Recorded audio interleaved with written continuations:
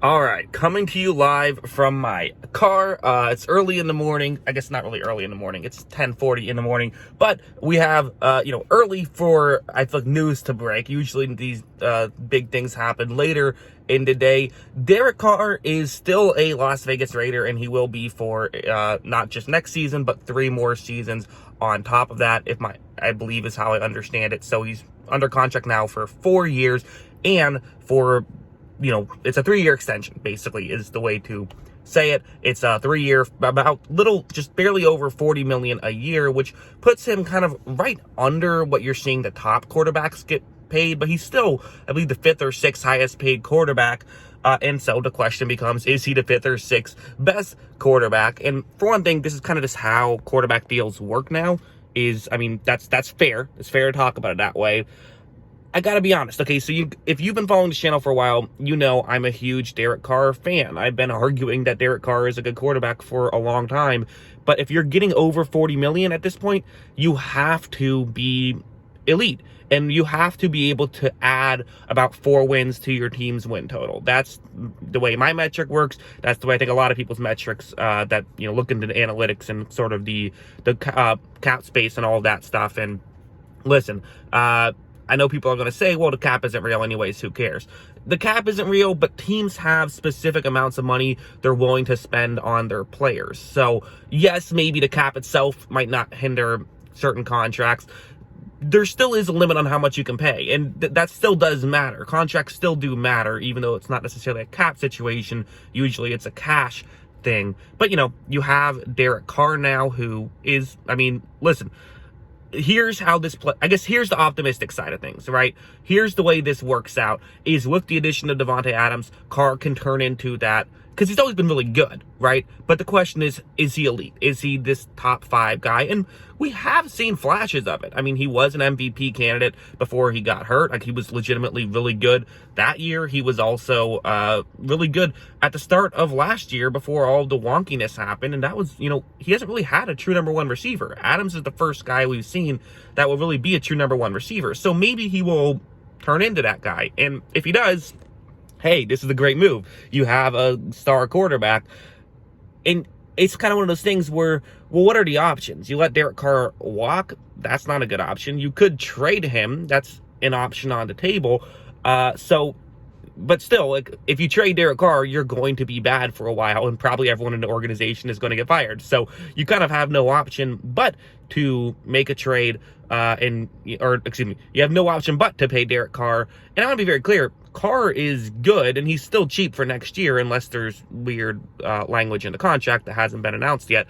The chances are, with someone like Derek Carr, the Raiders will probably be very good at least next year, and it's going to be a little bit more difficult to make sure that you're good consistently now. It is going to be harder to add talent. That's the way that this works when you get a big contract. But at the same time, you have Davante Adams, you have Derek Carr, you have Darren Waller, you have Hunter Renfrow. You should be very good. And the reality is, the way you win football games is by having a great passing attack, and then also being able to, stop other teams' passing attack. But number 1 is having the great passing attack, and the Raiders have that. So at the end of the day, I'm sure Raiders fans are happy about this, because you're keeping Derek Carr, and Derek Carr is fun to watch, and he's a fun guy to root for. So keeping Derek Carr as a whole, again, I'm coming off as a little bit negative here, and I want to be very clear: I don't hate this contract. It's a little bit higher than I would like. That's probably the way I would phrase it. And if you are going to overpay for a quarterback, it's kind of similar. It should be Matthew Stafford. It should be Derek Carr, right? These guys who are just slightly below that elite tier, but have shown flashes of being elite. And Matthew Stafford is probably the perfect comparison if you are thinking about winning a Super Bowl with Derek Carr. Stafford, a guy who, worth mentioning, the Rams only paid him about $20 million last year, because the Lions paid the rest of his contract. So that's a big asterisk on, he didn't make $40 million when he won his Super Bowl. He's making $40 million this next year, but he's this tier 2 quarterback who's a really good quarterback. But the Rams did a very good job of drafting late in rounds and also trading away first round picks to get talent, which is kind of what the Raiders are doing a little bit now, because they've done a good job drafting late in rounds, and now they're using those draft picks to acquire talent.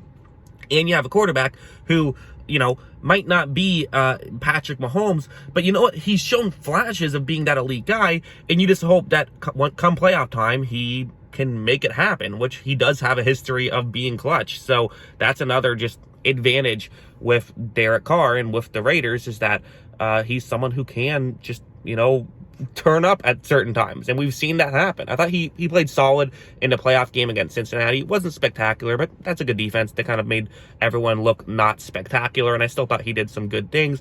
And again, it's worth mentioning, like, who's the best receiver that Carr has ever played with? I guess Amari Cooper, but Cooper wasn't great with the Raiders. It might be Michael Crabtree is the best receiver that Carr has played with, and Crabtree had, some good moments with the Raiders, but as a whole, you now have Davante Adams, and that's just kind of the other interesting thing is, does Davante Adams turn Derek, Carr into this elite player? That's another thing here, because we haven't seen this before, and it's certainly a possibility. So that's kind of I think it's exciting for Raiders fans, because you're keeping your star player, and you always want to keep your star quarterback. Everyone loves their star quarterback, and Carr is really good. Again, I want to be very clear. Carr is an easy top 10 quarterback in the league. The question is he top 5? Can he play up to Josh Allen's level?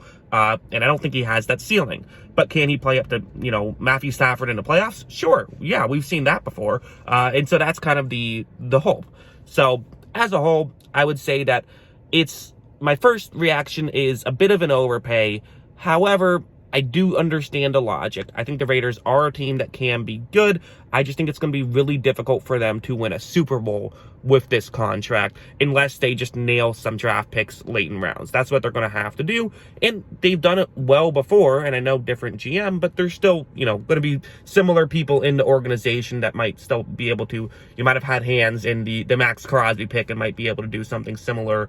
Again, that's the hope if you're the Raiders. And again, these moves, I'm typically going to say, like, at the end of the day, better to have the good quarterback than not have the good quarterback. You can make the argument you should trade and then try to get the star quarterback now, because I get that, but you can win a Super Bowl with one overpay. We'll see if the Raiders can pull that off, because again, as a fan of the Raiders, kind of, they're not my number one team, but I like them. They're going to be interesting to watch, and they should be good. I think they're probably a playoff team, and we already knew that. They haven't gained anything with this contract other than just a little bit more security with Derek Carr. So, yeah, as a whole, I think it's an interesting move, and those are kind of my thoughts on it. I know everyone hates the argument of, like, we'll just get a good player. It's like, well, look at, the Vikings of Kirk Cousins, right? It does become a little bit more difficult when you pay someone that kind of money, but, the one thing that Carr has that Cousins doesn't is Carr has the ability to really, he has a higher ceiling, I think, is what makes this interesting. So, yeah, that's what I think about it. What do you guys think? Let me know in the comments below. What are your thoughts on this Carr video?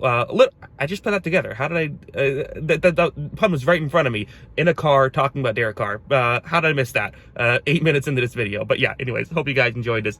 Let me know what you thought in the comments below. Always love hearing from you. And of course, as always, thanks for watching.